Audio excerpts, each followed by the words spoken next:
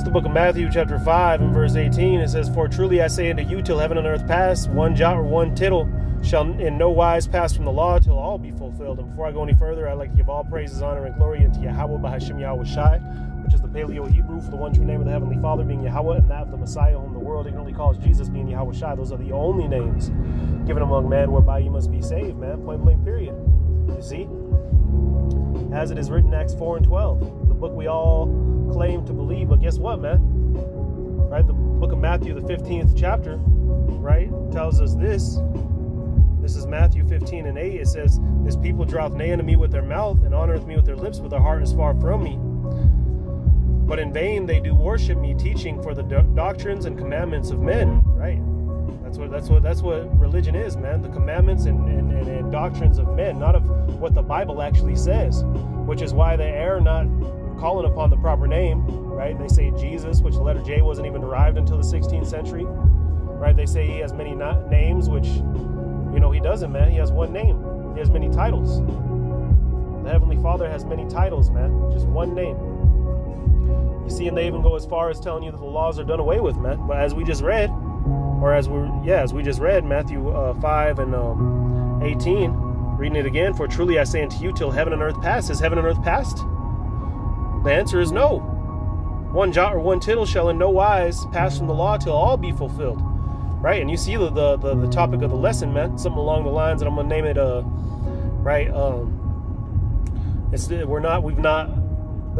Messiah didn't bring us into a new law, but a new covenant, man.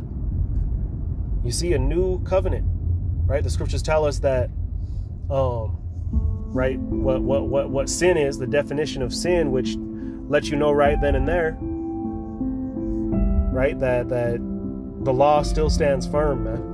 All right, because otherwise, what would the definition of sin be, man? It's been left open to interpretation to whoever told you the law is done away with.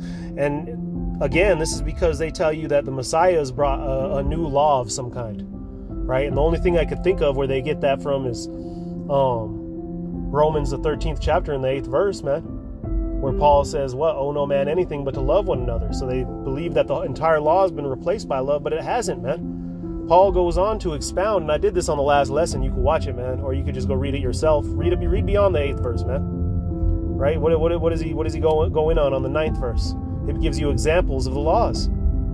If you love one another, you're not going to be breaking the laws, man. It's a way for you to basically move without breaking the laws, man, to the best of your ability. Because we know we're not perfect, and that's where Yahweh Shai fills in. That's where the grace period fills in. That's why he overcame the law, because we couldn't. Not so you could have license to sin, because what they have done in that sense is, right, by this religion, by Christianity, they have created twice the child of hell. Now, you used to feel bad for the things you did. Now you feel justified in them because you've been saved by grace. You see, some of the darkest, wickedest, worst people you could find on the planet Earth are in the Christian churches, man. You mark my words. This is 1 John 3 and 4. Whosoever committed sin transgresseth also the law, for sin is the transgression of the law. Right? So sin is the transgression of the law, man. When you break the laws of the Most High, then that is what sin is. And that's why 1 Corinthians, which I grabbed this on the last lesson too, but I'll grab it real quick. 1 Corinthians chapter 15 and verse 57 reads this. So like at verse 56, it says, "The sting of death is sin." Right? So what brings death, right? It said a sting, but really it's telling you that it's not actually the sting that brought death. It's the sin, man. Sin is what brings death to you, man. And we just read what sin is, which is the transgression of the law, which is why it continues to read. And the strength of sin is the law. So to strengthen you against sin, we've been given the law, right? So again, what they've created within the religion of Christianity is complete demons, man.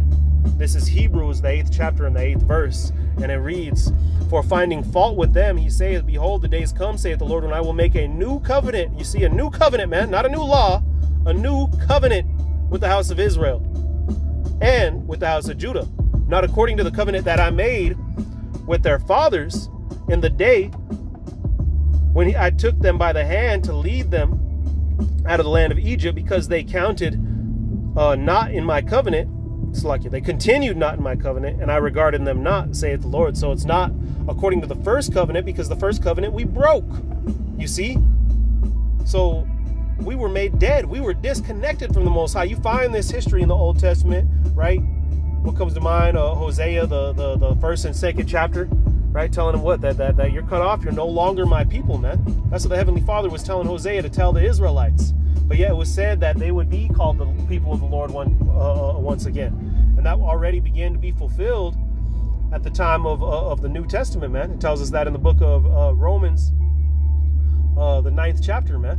Right? It actually quotes that portion of Hosea, that we would be called the people, the people of God once again. But in the New Testament, it calls them Gentiles, man. So it really, it's been made a stumbling block unto the people of the world, and especially the so-called Christians, man. All right. So anyway, going on, it says, right, and who's he making it with? The house of Israel, the house of Judah, man, the Israelites. Verse 9, it says, not according to the covenant that I made with their fathers in the day when I took them out of the land and led them out of the land of Egypt, because they continued not in my covenant, and I regarded them not, saith the Lord. For this is the covenant that I will make with the house of Israel after those days, saith the Lord. I will put my laws into their mind and write them in their hearts, and I will be unto them a God, and they shall be unto me a people. So this is what the new covenant is, man. We're going to have the laws written within us so that we could judge the earth with the laws that Christianity says is done away with. And we'll grab that here in a second. Verse 11, it says, and they shall not teach every man his neighbor and every man his brother, saying, know the Lord, for all shall know me from the least unto the greatest. Right? So that's the new covenant, man. We're not even going to have to teach the Israelites, because the Israelites are going to have the covenant written within them and not on stone. So that in turn, we're going to be talking perfection in the Heavenly Father's law and His Word, man. We're going to be talking Bibles, man. Right? Establishing the Heavenly Father's rule on this earth, man. A theocracy. Look that word up. You see? And if the law is written within us, meaning we cannot sin, then that means we will not die, as we just read in the book of 1 Corinthians, man. So now it all comes together. Now you're understanding the new covenant, the kingdom of heaven, right? The Israelites, right? The immortality, man. All of it's all coming together, right? That's what happens when you deal with the truth, man. And when you deal with a lie, everything just pulls apart, right? Like they say, you start pulling at the threads, and eventually the whole garment's going to come loose, man. All right, but anyway, let me go ahead and end it on that Malachi. All right.